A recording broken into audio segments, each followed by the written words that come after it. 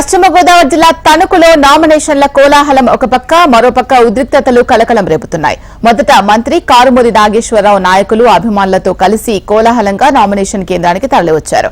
మంత్రి ఆర్ఓ కేంద్రంలో ఉండగా అటు టీడీపీ నాయకులు కార్యకర్తలతో కలిసి భారీ ర్యాలీ చేపట్టింది. అయితే నామినేషన్ దాఖలు చేసే కేంద్రం బయట ఇటు టీడీపీ కార్యకర్తలు అటు వైసీపీ కార్యకర్తలు నినాదాలు చేయడంతో ఒక్కసారిగా వాతావరణం వేడెక్కింది. టీడీపీ మాజీ ఎమ్మెల్యే అరిమిల్లి నామినేషన్ వేయడానికి వెళ్తూ ఉండగా రెండు పార్టీల నాయకులు పోటాపోటీ నినాదాలు చేసుకున్నారు.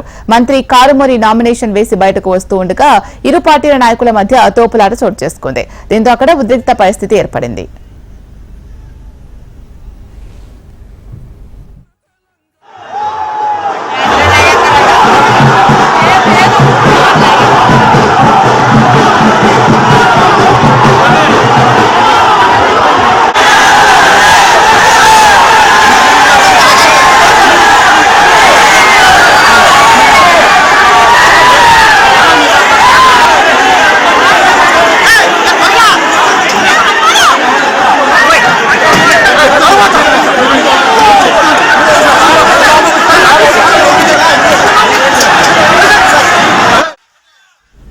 పశ్చిమ గోదావరి జిల్లా తణుకులో నామినేషన్ల కోలాహలం ఒక పక్క మరోపక్క ఉద్రిక్తతలు కలకలం రేపుతున్నాయి. మొదట మంత్రి కారుమూరి నాగేశ్వరరావు నాయకులు అభిమానులతో కలిసి కోలాహలంగా నామినేషన్ కేంద్రానికి తరలివచ్చారు.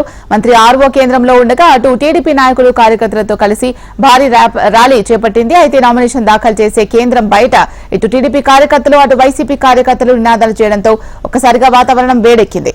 ప్రస్తుతం అక్కడ పరిస్థితి గురించి సమాచారం అందించడానికి మా ప్రతినిధి పవన్ ఫోన్లో సిద్ధంగా ఉన్నారు. పవన్, చెప్పండి, ప్రస్తుతం అక్కడ పరిస్థితి సద్దుమణిగిందా?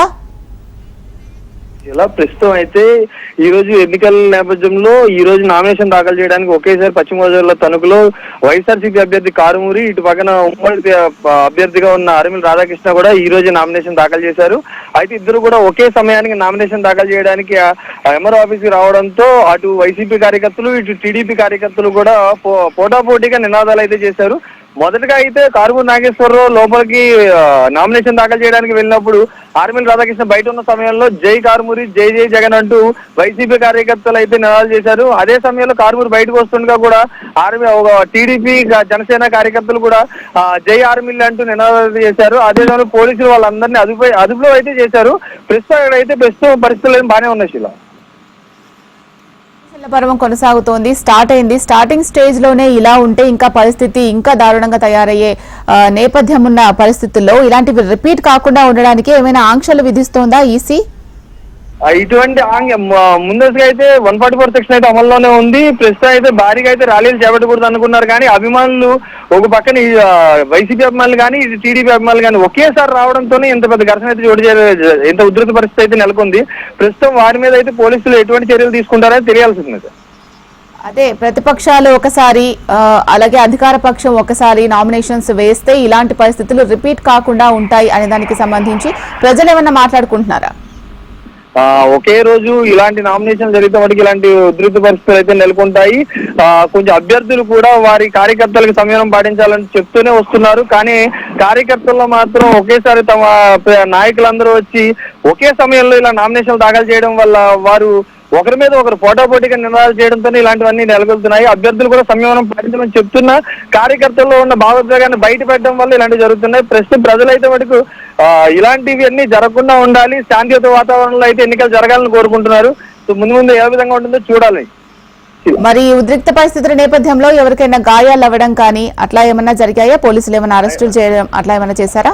ప్రస్తుతానికి అయితే ఎటువంటి గాయాలు ఎవరికైతే జరగలేదు, కేవలం నినాదాలు అయితే చేశారు. అదే సమయంలో పోలీసులు ఒక్కసారిగా వాళ్ళందరినీ అయితే అదుపు చేయడం అయితే జరిగింది. ఆ అదుపు చేయడంతోనే కారుమూరి కూడా చిరునవ్వుతో శాంతియుతంగా ఉండవాలని సైగ అయితే చేశారు. దాంతో అక్కడ ఎటువంటి ఉధృత పరిస్థితి నెలకొనలేదు. Right, thank you Pawan.